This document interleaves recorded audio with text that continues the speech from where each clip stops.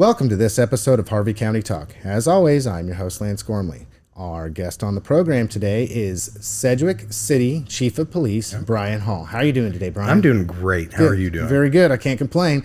I tell you, anybody watching the program knows that we are very law enforcement friendly. We appreciate those that stand in the gap for us, that protect and serve us, and what we really want to do out here, and why you might have seen us interviewing so many of those who serve in this capacity in the community has a lot to do with just putting a name behind the badge and a face behind the name.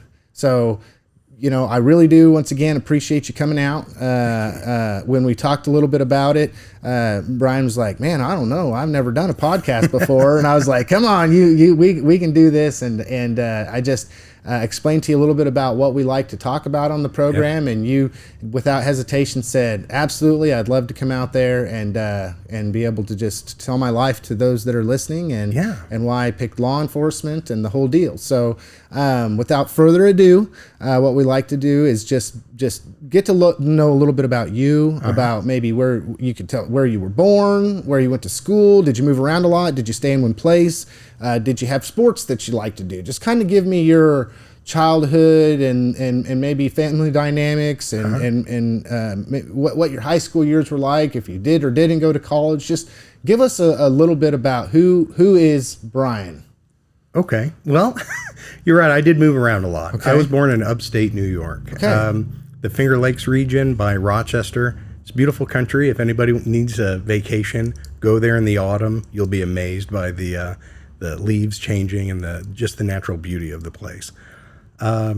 We left from there when I was in junior high, lived in Arizona for a little while, and then Alabama. My dad left a job with Rochester Products. They made carburetors for old GM vehicles. Cool. And he was an archer, and he started a pro shop. And in the days before Bass Pro and Cabela's, you kind of only had your local, archery shops. Yeah. And that was his dream. He wanted to make that happen. Unfortunately, my mom had some medical issues and kind of derailed that. And they were both from Kansas originally. Okay. So they moved us back to their childhood home. We lived out by Pretty Prairie, and I went to Kingman High School. Met this redheaded little girl that turned into a stalker, and I couldn't get away from her, so I married her. She's listening right now. She probably is. That's awesome. She'll be like, no, I'll tell a different story. Yeah, that guy, he wouldn't leave me alone. So we've been together since I was 15 years old. We're still married today. I'm really fortunate to have married my best friend. Cool. Anyway, so yeah, I had a variety of jobs working for city street department, went through JUCO, graduated, but then my wife, she had the scholarship, so she continued in school while I worked. Got hired. I was a reserve police officer for Rose Hill, Kansas. Okay. And then applied for Newton PD, got hired there. That brought us to Newton. Okay. And that chapter of our life was about 20 years living in the city of Newton. My career went from being a patrol officer to a master patrol officer, detective, where I specialized in child victim crimes. Okay. I went back to the road as a sergeant, and then back to investigations as a sergeant supervisor. And then finally I finished as a lieutenant, as a division commander. Okay, very cool. Okay, So question, when you had mentioned that you had some other jobs, I always like to get to understand, when, I asked the question, when you were growing up, did you just always want to be a police officer and that was your, just your dream and you pursued that? But what you're saying is that initially you didn't just sign up as soon as you could to be a police officer. You had other jobs and whatnot. Well, actually I did. So you have to be 21 years old in the state of Kansas to be a police officer. Okay. So for a period of time, I worked with, like I said, a street department, because I was under the age of 21. Once I became 21, I became a reserve police officer. At that time, it was much harder to become a police officer. For any given position, there may be 70 to 80 applicants. That's not the case today. I mean, we're struggling to get 2 or 3, and most of them are disqualified. So it was a different time, but you could get on as a reserve police officer to kind of build some experience. So growing up, believe it or not, I thought my career was going to take me to the military. Okay. When I was in Alabama, I was in a JROTC program. My life's goal was to be an Army Ranger and Army Sniper. I used to spend time shooting precision rifle as a kid, learning everything I could. This is in the days before the internet, so I spent a lot of time in the library. Come to find out in high school, they did a hearing test, and there are certain high-pitched frequencies that I have difficulty hearing, and the military said I wasn't qualified. Oh, you kidding me? No, it was good enough for to be a police officer. Yeah. But I was kind of like, put me in the artillery. I won't hear anything. Yeah, right. Right. It's interesting though that you say that, because that's like the first. I'm going to say that's the first time in your life where you probably had a dream that you wanted to pursue, and then having to deal with the fact that, yeah, that's not gonna happen, maybe. Yeah, and you know what? From a young age, I've always had the attitude, hey, this has happened to me. I can choose how to react. How am I gonna, advance and overcome? Yeah.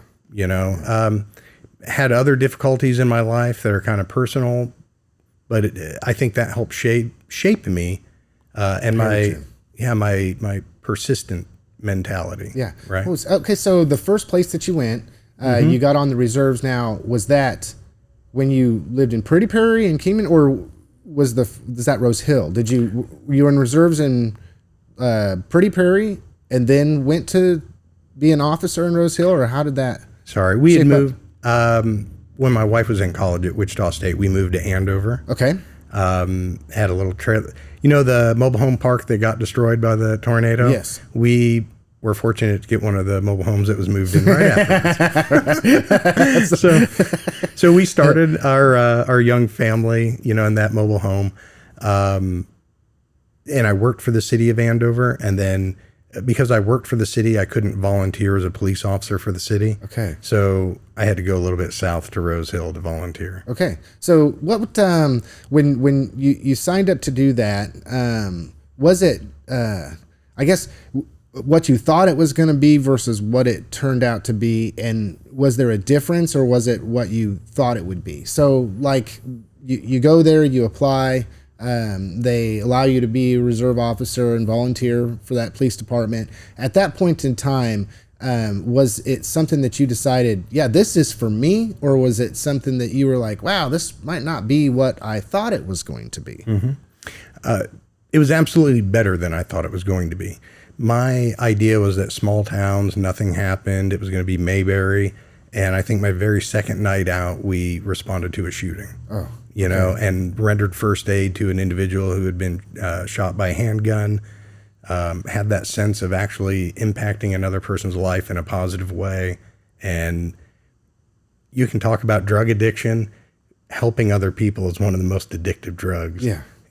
And that could probably set the course of my future. Very cool. So you were not dissuaded. I'll say that. No. Dissuaded from second day on the job. It turns into that, and in your heart and mind, that just showed you firmly that this is what I want to be doing. This is a way that I can affect positive change in somebody's life and my community. The whole thing. Yeah, absolutely. I was always the kind of guy, if someone was broke down on the side of the road, I'd stop. Yeah. If a kid was getting picked on in school, I'd step in. Yeah. That guardian was always within me. And then finding a job that allowed me to do that, they paid me. Right. Really? I'd do it for free. Yes. Don't tell Kyle, the city manager. Hello. Yeah. Right. Like I meant I would have done it for free. Yeah. Not today. I got to make a living. But okay. So how long did were you a reserve officer there before you were able to apply somewhere else and get that as a position, a full-time position? Yeah, it was about a year and a half. Okay. So after a year and a half of experience and applying, it kind of helped me get my foot in the door. I was in the application process with Newton and Sedgwick County at the time, and Newton kind of made the moves first and took me north. Okay, so then you came to Newton. What year was that? 1997. Okay, yeah. So for those of us that is quite a long time ago. I mean, I gotta say it. It's like if I add it up, it's more than two hands, Yeah. So well, I'll just tell you, when I started, We didn't have cell phones. We didn't have internet. Yeah. When dispatch needed to give you more information, you'd go to a payphone. Young kids out there was a thing called a phone. Yes. that yes. you'd have to go to it, dial 911 to talk to the dispatcher to get more information. Wow. Okay. And then to be able to work that transition in society and seeing how rapidly it changed was kind of a neat experience. Well, it was about that time, the 2000s. And then when you get into the early 2000s, it went from nobody having a cell phone, but then being in existence to everybody having a cell phone at that point in time. And just that immediate connection that you could have with another individual. Absolutely. Well, and it changed the dynamic of crime and victimization. Once upon a time, if there were, say, like a child pornography case, that child had to have a digital camera. And we would have cases where perpetrators would mail them that digital camera. It made it easy to track it backwards. Yeah. Right? Yeah. But now everybody has that phone in their hand. That instant connectivity makes it infinitely harder to try to protect young people from being victimized in that way. Yeah, I could only imagine. On numerous occasions I've talked about the dangers of telecommunications device and what it is. They're great, but they can also be used. Especially when you're talking about somebody who doesn't understand nor has the capacity at that age to realize long-term consequences, how damaging that can be 30 years down the road, right? So you started with patrol at Newton, and I'm guessing, like I had Sheriff Gay out here at one point in time, so you guys probably started about the same time. Well, he started a little bit before me. In fact, Chad was one of my training officers. Okay. Yeah, we laughed. The other day, we had an incident in Sedgwick where he was down helping me serve snow cones to the kids, right? Chilling with the chief. Yeah. He came down to be my guest, and we had to go deal with a situation where the person had to be placed under arrest, and they weren't cooperative. And Chad and I together had to take this person into custody, and I was like struck with, man, it's like old times. Yeah. It's like 25 years ago. Yeah. He's still working as a team, right? I know. That's pretty awesome. So from there, how long did you say, well, you didn't say, but you did patrol for how many years? I think it was about 7. Okay. I had made master patrol officer, was doing patrol for about 7 years. Also had applied for it and been accepted as a part of Harvey County ERT. Okay. So my responsibilities were patrol and SWAT. And, I mentioned that I wanted to be an Army sniper. So one of my goals was to be able to go to the FBI sniper school and pass. So I was able, to overcome. This path wasn't available to me, but I achieved my goal through a different path. Very cool. Very cool. So as a patrol and because you have different capacity that you served in, I always ask the either and the or both sides of it. When you were doing patrol, what do you think as a patrol officer was one of the most challenging things that you had experienced being a patrol officer? That's a tough question because there's a lot. Seeing human misery, seeing it up close, right? Getting to people's homes, seeing how other people have inventive ways to hurt other human beings, both physically, emotionally, it's sad. It really is. And realizing, I told you the drug of helping people is addictive. It's also very disappointing when there's nothing you can do, or despite all of your best efforts, people keep making poor choices, so you wrestle with the highs and the lows. Yeah. And it's, when you're in an office setting, it's removed. You're reading about cases after the fact. When you're on the road, you're seeing real time. You're seeing real tears. And you're seeing like the effects of the traumatic incidents that happen with like motor vehicle accidents. Yeah. You're seeing death firsthand. Yeah. And how people's lives are irreversibly changed. And then sadness of, man, if someone would have just put on a seatbelt. Yeah. If somebody wouldn't have had those 2 extra drinks and decided to drive, and all these what ifs, and that's kind of difficult to wrestle with. Well, and those are things that are out of your control, and that's interesting. It's like that it still weighs heavy on the heart and mind, the outcome of a situation that could have been different, you would have wished it would have been different, but there was nothing that you could really do about it. And you have to sit in that. You have to hold on to that and then pick it all up and go to the next call. Yeah. The next call that might be somebody whose garden gnome or chainsaw was stolen. Yeah. Or they don't like the way their neighbor parked. Yeah. You know, Yeah, and you've got to be that kind, caring, sensitive individual. And your mind's back on is the kid that they were doing CPR on. Did he make it? Yeah. You know, Yeah. people don't understand that. Yeah, that's I would say of all the officers that I talk to, that is a common theme, is that one call to the next could be life or death to something that might just be civil. And then you have to tell them, well, that's a civil thing. There's not much I can do about that. So it goes from, you know, something that you invest, you know, your heart and mind into without being able to do anything about it or knowing the outcome, to not being able to do something about something somebody wants you to do something about. You know, it's interesting. Okay, so likewise, the opposite end of that is what's one of the best things about being a patrol officer? The sense of family, the camaraderie with the other officers. So I kind of told the story to Lisa, our court clerk, today, about how you would see guys go through like a SWAT basic, and there are a bunch of individuals, and by the end of the evolution, they're a solid team. Guys will not leave people behind. Yeah. You know, and that happens in different patrol, you know, shifts and divisions.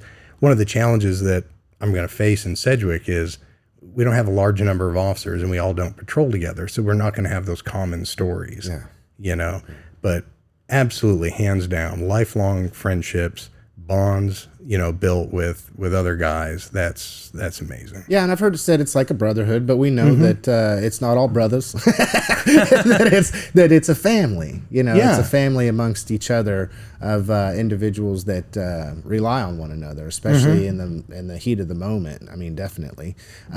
So you went from being, you know, obviously moving up in rank to being a master patrol officer, and then from there you mentioned that you had become a detective. What interested you in going that next step? Because there's got to be some differences in the job. So I love the idea of like trying to solve the riddle. You know, putting the pieces together, finding the truth in a situation. Whenever you go to a call, you get one story, you get the other story. The truth is usually somewhere in between, right? And then being able to see the finalization of a case.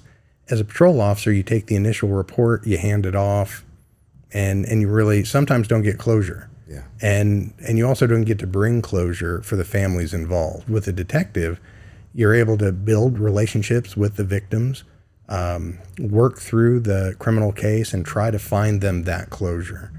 Yeah. I think they found that sorry. You're all right. I'm kind of on call. I would only imagine. I would only expect that. So anyway, you know, I love kids. I've loved the best part of my day right now is when I'm at the school high-fiving kids on the elementary kids on the way into school, just telling them have a great day, you know. And I think they found I had a knack for interviewing children who unfortunately were the victims of some sort of abuse, right? Loved working with them. It's really frustrating working with the people who committed the abuse, but being able to interview them effectively and elicit confessions, so we know the totality of what happened to the kid, so the kid can get whatever care they need to try to accommodate it the best as possible and have a fruitful life. That's a really rewarding job. Yeah. So, okay. So you mentioned that rewarding. What's one of the most challenging things that you experienced about being a detective? Because you talk about being a detective in a very sensitive area. You know, there's all different kinds of detectives that do different things, right? There's homicide detectives, and there's for like burglaries and things of that nature. And then there's kids and sex crimes. And that, or abuse crimes, I guess we could call it, because it's not just sexual, it's probably mental and physical and the whole deal, right? That's absolutely. Okay. So what's like, in your opinion, was one of the most challenging things about that? The criminal justice system by design is set up to protect the accused, right? And I understand defense attorney's role is to provide a spirited defense of their client, but sometimes that turns into attacking the victim, attacking the prosecution. I've heard the saying, if the law is on your side, pound the law. If the facts are on your side, pound the facts. If neither are on your side, pound the table and point at the prosecution. Right? And many times when I know in my heart this happened, but I couldn't get the evidence, I couldn't get the things that would have been put in place. I had 2 cases where a child was turned back to the custody of the who I believe was the abuser. I just couldn't make the case. And so that kind of, the idea that you let someone down, that you failed, that's tough. Or that they might go back into an environment in which things will be the same or worse. That's what I'm getting at, that they were depending on you, and you failed. That's tough. So that you're setting me back here. You're taking me back here. Okay, so so you were a detective. During the time of being a detective, do you still serve on SWAT, or was that something that stopped when you no longer became a patrol officer? No, I was still on SWAT during that so time. that's something that is picked from all different law enforcement? Harvey County has a team that's built from every agency within the county. Currently, they even have a person from outside the county, from Keachai, right? So it's an amalgamated team. People can serve in different roles within their agency. One individual on the team is a chief of police of a small town, right? When they're on the team, that rank structure and that culture, their rank outside means nothing, right? It's all about mission-oriented, goal-oriented, and everybody has their role. Some of the guys' roles are leadership. Some of them are, being an operator or a technical officer or communicator, whatever it is. And it's a neat culture to see, because ego is not your amigo. It goes out the door, and it's what you need to bring to the team that day to achieve the mission. So it's a really neat culture. And I would say you've obviously have some interest in that.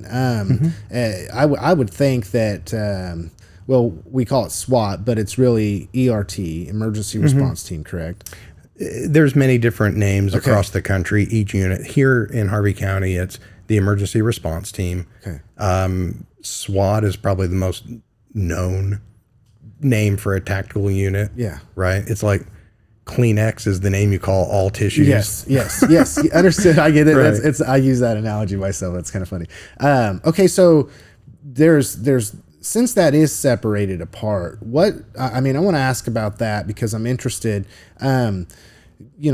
Not necessarily statistics or anything, but is ERT or a SWAT team something that is utilized rather frequently in your experience? Maybe it goes on behind the scenes. A lot of people don't see, you guys rolling down the street in the Bearcat, or but is it something that is regularly used in throughout the commission of a year when it comes to law enforcement? I can't speak recently because I've been detached from the team for 6-7 years. Previously, it was used quite a bit in drug interdiction, right?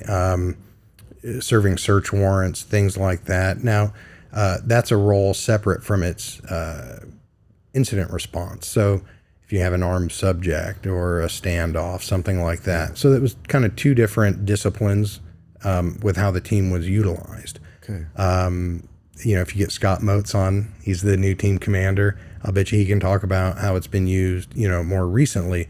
My understanding is they've moved away from that drug interdiction or drug, warrant service role to focusing purely on critical incident response. Now, that being said, it's one of these low frequency, high impact sorts of responses. Everybody might question, why do you need a several $100,000 ladder truck for Newton Fire Department? Well, when there's a fire at Midtown Towers, all of a sudden you see the value Yes, of yes, that truck. yes. Understood. Right. It might not be something to use in all cases, but when it's needed, it's definitely needed. It's definitely needed. Absolutely. So during your time as a SWAT member, what go back to this? What was one of the most challenging things about being a SWAT member? So I was on the team when Kurt Ford was killed, and Chris was shot up. I was on that entry. So dealing with that response, that set of events, wasn't the hardest thing. But going home and talking to your spouse and saying, hey, these terrible things happened, but for the, grace and good fortune, it didn't happen to me. And having their questioning of, hey, you volunteer for this. Yeah. Why are you making life more dangerous? Why is it that important to you? And then having that conversation of, it's important to me because I care about these guys, right? And then having the discussion of, are you going to stay on the team, knowing that might end your marriage. And thankfully we were able to work through that because my choice was to stay on the team. And we were able to figure that out, and the support came, and we were able to move on. People don't realize the reality of kind of like the firefighter that passed away in Wichita here recently. People can get complacent that this is real life, and these guys do risk their lives every day. And so I think that was probably the most challenging moment during my SWAT career. Yeah. So I didn't know that, what you just shared. You kind of took me back on that one to remember that time. And, yeah, that was a tough situation for everybody. And I think it brought into, the purview, if you want to call it that, of our local community, and the people that support our law enforcement, that event changed a lot of people's lives. It's just like what you said. Most of the time when we watch, the officer going by with their lights on, or we watch or hear the fire truck and ambulance going from there to there, and that could be their last call. Absolutely. 6 police officers that I know personally have been killed in the line of duty. People like to think, it's a small town, nothing ever happens. Most of the guys that I know that have been killed in the line of duty were from small towns. Yeah. So you're right. It's just a reality that people think it's nebulous, or I guess it's this notion they think is nebulous. And it when it happens, all of a sudden it's in everyone's face and they remember it, but it feels like they tend to remember it for a short period of time, and then they go back to the day-to-day grind. Yeah. Yeah. So yeah. Never forgotten. Just remember that. Never forgotten. Well, from being a detective now, how long did you do that? 3 years. Okay. And then did you decide to no longer be a detective for what reason or another, or was it just you just enjoyed going back to patrol? Kind of what led you from not wanting to be a detective any longer into going back to being a sergeant on the patrol?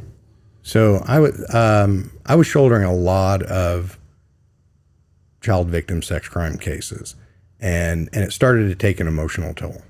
I don't know if you're going to want to put this on the air or not. That's your decision. But there's a difference between hearing someone tell their story, seeing pictures, and then seeing video with audio of children being sexually abused and the children screaming. And I had to catalog some of that for a court case. And I distinctly remember the day that I took off I would wear headphones because I didn't want other officers to have to hear this. I took them off, pushed my keyboard away, locked my door, and I went to T. Walton, my supervisor, and I said, I'm done. And I walked out, and I took the rest of the day off, and we had a long conversation after that. And there was a sergeant over the road patrol promotion coming, and he's like, yeah, you need to test for that. And I'm like, yeah, I think I do. Yeah. Yeah. Well, I think this is something that a lot of people don't understand. I think, we get very surface with things. And then the realization that those things that are unspeakable, that the rest of us never experience. And then you're there in your capacity to protect and serve, and that happens to be what you got to do. You got to be there. You got to be front and center of something that is detestable, just to be able to hopefully bring about some kind of accountability. I was going to say retribution, but accountability for like those, that are the most vulnerable in our society. Yeah, it's about trying to protect those individuals, have enough of a punishment to the people who continue to share those images and videos or continue to perpetrate crimes on children. If we aggressively prosecute those, hopefully it makes a dent, or there's some preventative, measures there. Or if we go through these images and we're able to identify new victims and get them, whatever law enforcement agency they have, or wherever they're at, that they can kind of put processes in place to see if they're, safe. It's a lot of work, and it's good work, but I just couldn't do it anymore. Yeah. Well, you go to the depths of hell on earth. I promise to be able to make a difference there. Yeah. Yeah. Well, you know what? The thing is, I told you I'm a adapt and overcome sort of guy. So we're going to make a shift. We're going to focus on positive things moving forward and leave that in the rearview mirror. Yeah. So that's why I promoted to sergeant. Yeah. Awesome. And then how long were you a sergeant for the NPD? Before, did you just kind of rested there and that's what you did, or did you do something different? So I was a sergeant on the road for 3 to 4 years. I'd have to check. Ran a shift of officers, and that was kind of back to that good times of building relationships and having great stories. And then there was a promotional process where there was some change in leadership within different ranks within the agency. The decision was made I needed to go back to investigations and bring my experience there, but as a supervisor. Okay. So had to go back to that. Okay. Did that for a few years, and then promoted to the rank of lieutenant. Okay. So then, now let's say this. I know that I know this much about it, that as you get through that process, and then you become, I don't know, lack of a better word, we'll just say brass. All right, the lieutenant or the deputy chief or this type of thing. Does the process and role of being a lieutenant differ from that being a detective sergeant or road deputy? All of that, everything that you had done up to that point, then being a lieutenant, how did your job change, and what things were different about it? So it seemed like there was a massive shift once you become an administrator. It's all of a sudden you're like the man, right? And I mean that in like, you're the boss, you're against us. Yeah. I'm like, 6 months ago, we were on shift together. Right. Yeah. There's that authority and hierarchy in any situation and dynamic. Yes. And so there is a shift, and there's a breakaway from that brotherhood that we spoke about. No matter how hard you try to fight it, I think it just it happens because part of your role is holding people accountable, and sometimes people don't like to be held accountable, right? A lot of the role shifts from having the hands-on, trying to help people. You don't really get to see that much. You're dealing with policy, you're dealing with procedure, dealing with a lot of complaints, right? So at one point, I was a lieutenant over support services, which was school resource officers, non-commissioned staff, records, training, and SWAT. Okay. So I was a SWAT team commander at that point. And then due to some hiring freezes, they tasked me with taking on patrol as well. Okay. And And I kind of felt like I became the hub in the center of a wheel of complaints. Yeah. Every complaint patrol had about their equipment or schedules or whatever came to me. Okay. Every complaint the community had about the rude officer came to me. Yeah. Every complaint that maybe the upper administration had about lack of productivity came down through me, right?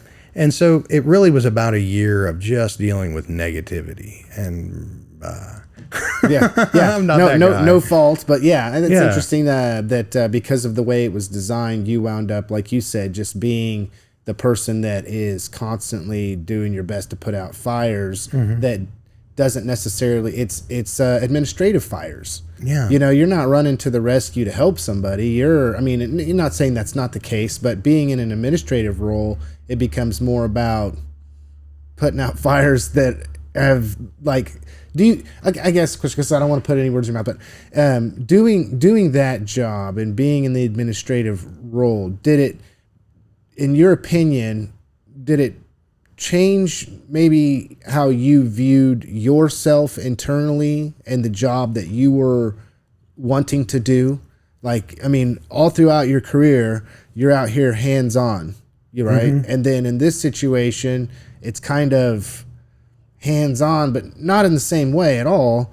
You mentioned that you didn't like it, so just kind of, what's the biggest challenge with that? So when you said, looking back, did it change me? I think I can speak for every member of our leadership team at the time.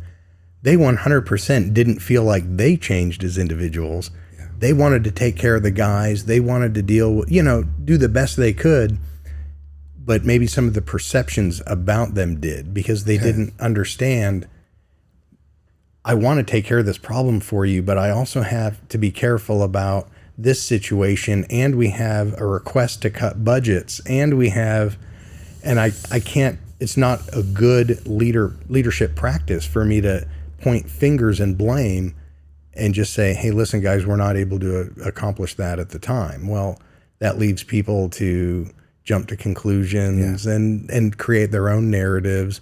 And this was in the time, the couple of years after the shooting at Heston, at XL. Yeah, I remember that very clearly. And the shooting at the old Northview Developmental Services place. So there was a lot going on at that point in time, because there was triple homicide here, quadruple homicide here, then you had the XL, then you had, and it was like that. I don't know if it was a year's time. I think it might have been just about a year of all these things, just one right after the other. Yeah, so it created a tough situation for any management team. There was a lot of things that most groups don't have to deal with, right? Yeah. So anyway, I rolled around to 20 years. I worked one day into the last pay period to make 20 years. Yep. Exactly. Retirement age. Yeah.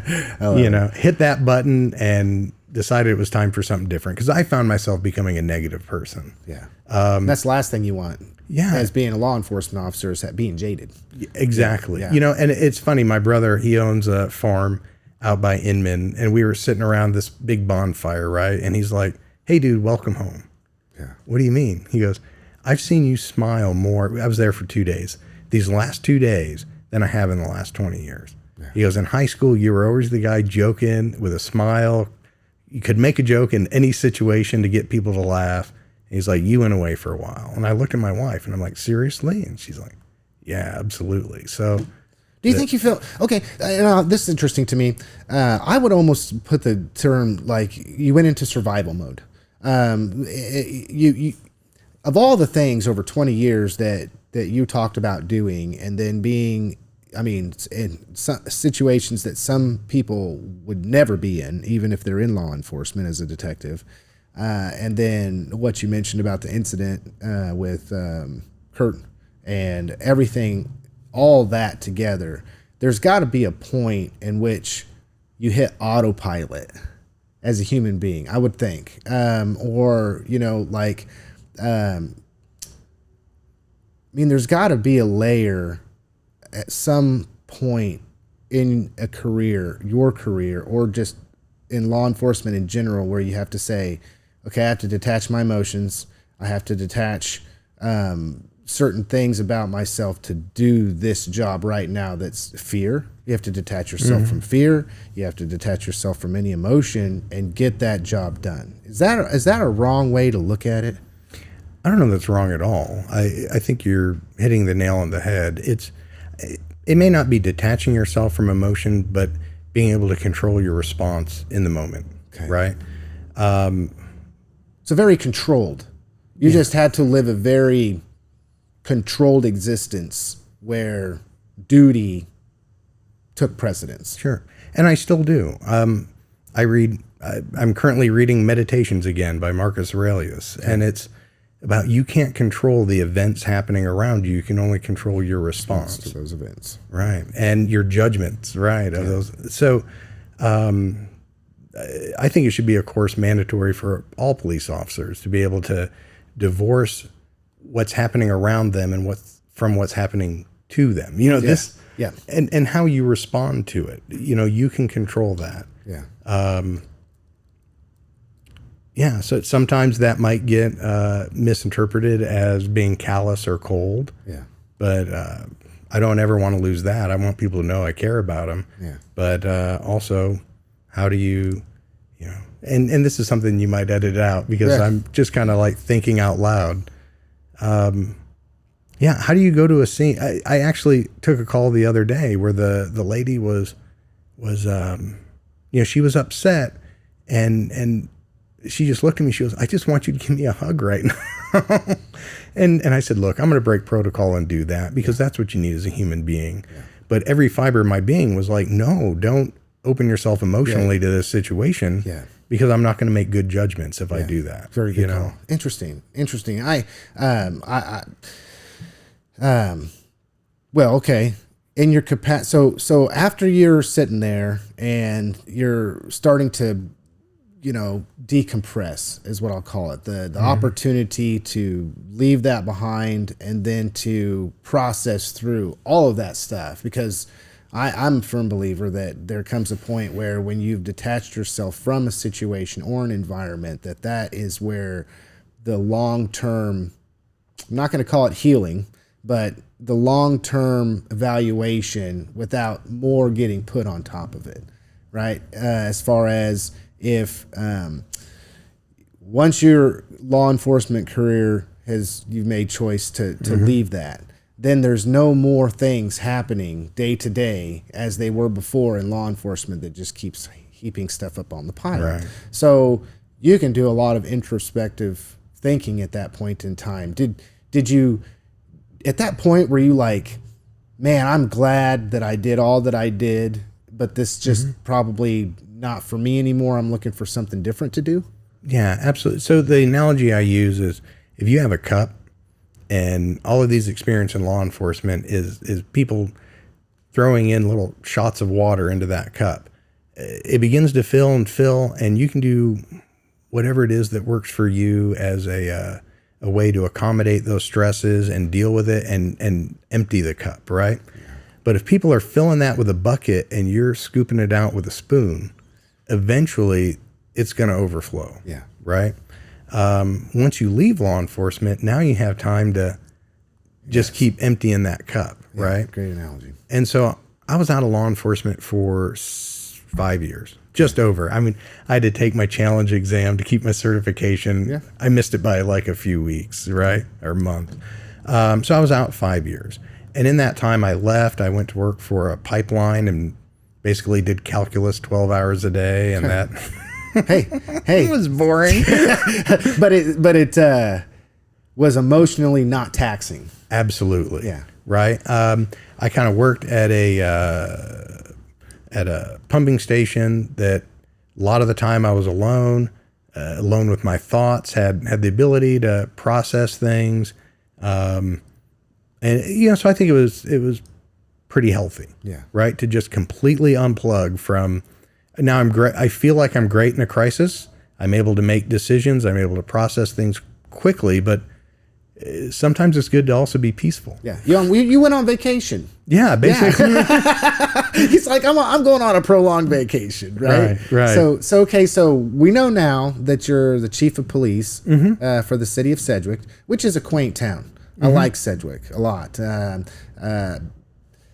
Your day-to-day is probably not as intensive in certain regards as maybe a larger agency would present more opportunity for you to have to be in a crisis situation. Not taking away from the fact that I'm sure Sedgwick, even in and of itself, has got some interesting share of its own things. And not only that, but the fact that because you are a small community, there's that element of needing to keep the people from outside of your community coming to your community and looking at it as though it's some kind of a soft target per se. But so you're the chief. How did you become chief? So 5 years of a break. Yeah, right? I had a break. I was in kind of the corporate world for a little while. Found out that maybe integrity wasn't the same as I was used to. Yeah. And it kind of really felt like, man, this isn't for me.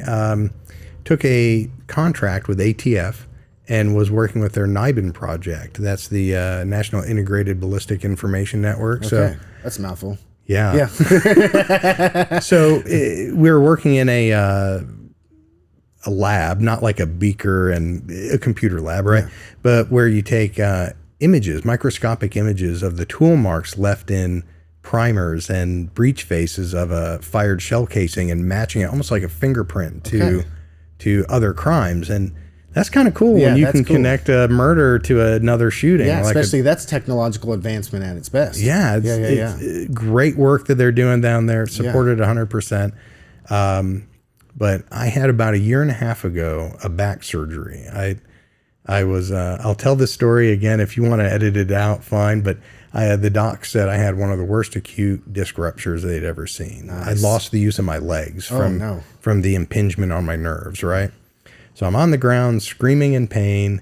I finally get to a position that I'm not screaming. They call in the medics, and one of the guys had to get behind me to stand me up to put me in a wheelchair.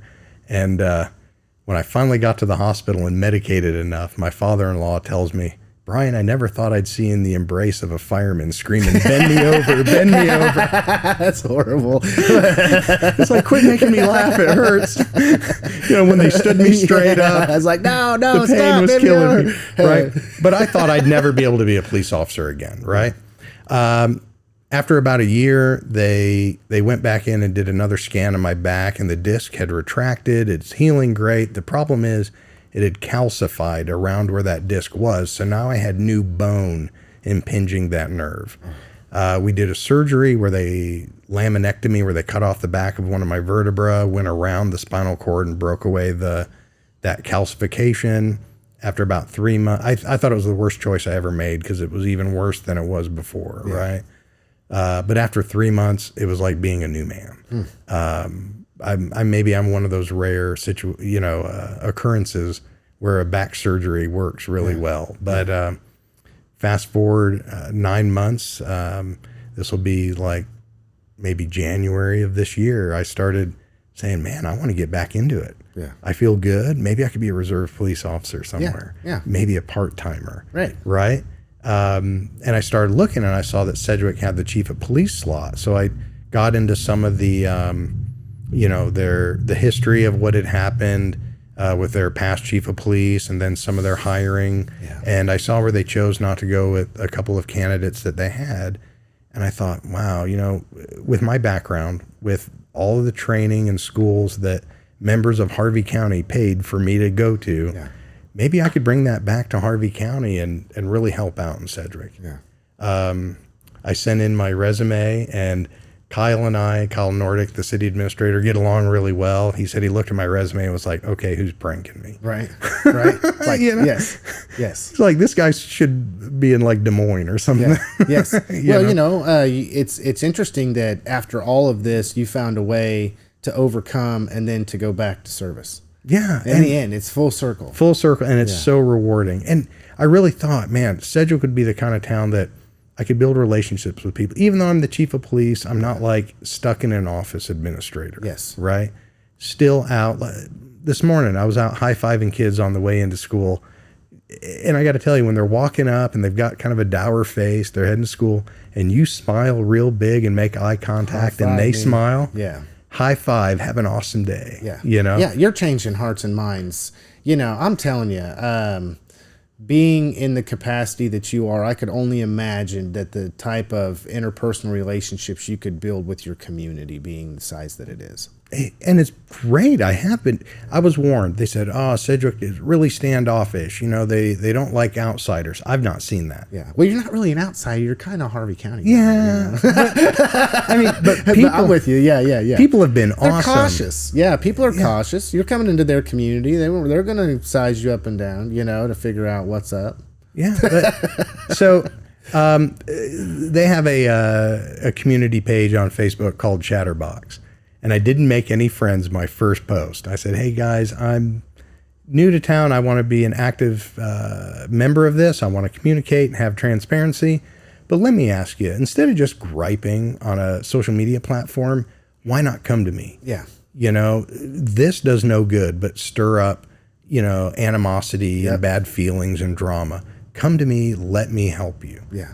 Boy, that did not go well. Boy, everybody that had something negative to say just in like fashion on social media. Right. So, you know, thankfully I had fireproof underwear on that day because I think well, you know, you might have just ripped the Band-Aid off too. Yeah. I mean, when you think about it, I mean, I know that we've seen recently in the news about the past chief of police for Sedgwick and some of what his issues are, or what maybe or did transpire there during that time, and you can't tell me that didn't come through in relationships. So when you're there and there's been this relationship between law enforcement and the community, or maybe personality conflicts or whatever it is that creates that situation or scenario, then when you go in there and you put yourself out there, it's almost like you just ripped the Band-Aid off. Yeah. And then you listened, right, to everything everybody said.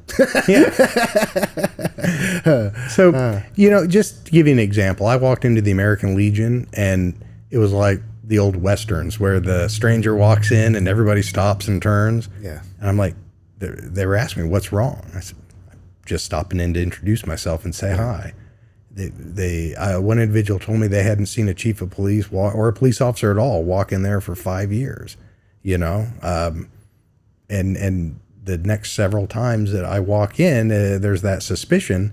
Now I walk in, it's kind of like the old Cheers, you know? Yeah. Norm. Yeah. Well, you know, I mean, it's also perspective of law enforcement. I mean, when you think about it, whatever was going on there was, and I make jokes about it myself, I have to say, is like when because I have a lot of friends who are law enforcement, when they come around, it's like, who's going to jail today? Right. You know, and it's like, no, that's not really how it works, but it's a joke, right? And it's just like, it's interesting how there's been such, I don't know, perception placed on it that I don't know. What do you think? Is that lacking or something? I mean, what is it that when an officer shows up, everybody's looking, going, "Oh, is somebody going to jail today?" Well, it's because instead of, "Hey, I'm here. What's up, Bryan? You know, how you doing? And good to see you." I think, unfortunately, especially with law enforcement agencies that are understaffed, their officers don't have time to get out and build relationships. They're going call to call. The only time they see an officer is when something bad has happened. Yeah. Right. And that was what was so appealing about Sedgwick, is the ability to just be a part of the community. Yeah. You know, this summer we did Chillin' with the Chief. Yeah. And would do snow cones just to bring kids in, spend an hour, come in, take a look at a patrol car or the ambulance, or and just build relationships. And that has paid off. I've had kids wander away from home, and when they see me, they run to me. Yeah. Because we've met before. I remember reading something about that. Yeah. There's a couple youngsters that got away. Yeah, on 4th of July. Yeah. And then they saw you, and the first thing they did was say, "Hey, I need help. Can you help me?" What a great feeling, you know? Yeah. Because that's what it's about. Absolutely. Yeah, absolutely. You know, I mean, don't get me wrong, car chases are cool. Yeah. But that's not what it's about, you know? So anyway, it was appealing to me. I reached out to Kyle. Apparently I said the right things in the interview. Yeah. You know, and yeah, the rest is history. So how long have you been chief there? 5 months. Okay. Very cool. So we got you right at the beginning. We could interview you 5 years from now and you might be, what I'm just but yeah, that's cool. So, okay, then because, I would say what's the greatest thing and, but given that it's, been 5 months, we'll save that for the next interview. Can I ask you not to answer on behalf of all law enforcement or anything like that, but you've had a career in law enforcement, and I do. I've mentioned this. Anybody watching program knows that I always ask the challenging and best thing. But what do you, in your just personal opinion here, do you think is the most challenging thing about law enforcement as a whole, being a law enforcement officer today? I think the most challenging thing is walking that line of personal integrity and trying to maintain, I can't say that perfect integrity in an imperfect world, and making these choices that are, if everything were black and white, that would be wonderful, right? That would be easy. It's not. It's, for some guys, possession of marijuana, that goes to jail. That person goes to jail. Yeah. But then recognizing the long-term ramifications. Hey, this is a 17-year-old kid. If he's prosecuted, he may not be able to get a Pell Grant or a scholarship. Now, not only is his life irreversibly changed, his children aren't going to have the same opportunities that they could have had. And how do we find that measure of enforcing the law, but also being a community caregiver and trying to mentor that kid? How do we, this notion that every decision we make could alter a person's life. That's a lot of weight to carry. Yeah. And I don't think people recognize that. Yeah. No, I think I would agree with that wholeheartedly. The idea on the knowledge that I don't think people think. I don't think youth think about that. That was one thing I always impressed on my children, still to this day, is that every decision you make today affects you for the rest of your life. And you might not think so, right? I don't know if they can conceptualize that at this point in time, but any time that you make a good decision or a bad decision, that those have consequences. And no matter what, you're going to go down this path, and it could very quickly turn into a situation where you just made one bad choice, but that one choice is going to affect you for the rest of your life. So be careful when you make choices. Yeah. It'll follow you forever. Forever. Especially in this day and age of the internet. Nothing ever goes away. Nope. Okay, well, we're coming to the end of the program, and one thing that we do at the end of the program is give the guest the last word. You get to speak directly to the hearts and the minds of anybody listening. What do you have for us today, Bryan? To remember that law enforcement officers are people. You can be mad at the badge. I used to tell people, be mad at this. Don't be mad at the name tag, right? They have to operate within the confines of the law and their job. That if they could be supermen to solve your problems, they would. They're just human beings, and we're imperfect human beings. Every one of these guys has a heart of gold. They want to come out and help, but sometimes they have bad days, just like any person does. I used to do this presentation with community groups, and I'd say, if you've ever been in a loving relationship with other people, another human being, raise your hand. It should be everybody in the room. If you've ever said something to that person you regretted, keep your hand in the air, and it'll be every person in the group. Now imagine if that were on video and played to the nation. It's not your best day, but that day doesn't define you, right? Let's give officers that kind of grace to learn and grow as human beings and appreciate the service that they give, because it's a very noble profession. Amen. I appreciate that. Thank you. That's a good last word. I'm going to break that into a cliff, and it's going to be everywhere. Oh, no. So you'll be accountable for what you said, by the way. Uh-oh. No, I appreciate you coming out on the program, Ryan. I do. I didn't. I think, like I said, we'd met somewhere at some point in time in passing for no criminal reasons whatsoever. In full disclosure, but just I tell you, I really appreciate what you do. I appreciate your life of service that you've provided my community to protect and serve and stand in the gap. I know it's not an easy job, and I appreciate you braving and coming out on the program. All the above. So I'm looking forward to seeing how you're able to shape Sedgwick, the city of Sedgwick, and be able to just pour into the hearts and the minds of the youth there and the community, and just thank you. I appreciate it. Thank you. You're very welcome. Well, there you have it, folks, and thanks for listening to this episode of Harvey County Talk. As always, I was your host, Lance Gormley, and our guest on the program today was Bryan Hall, City of Sedgwick Chief of Police. Have a good one, everybody.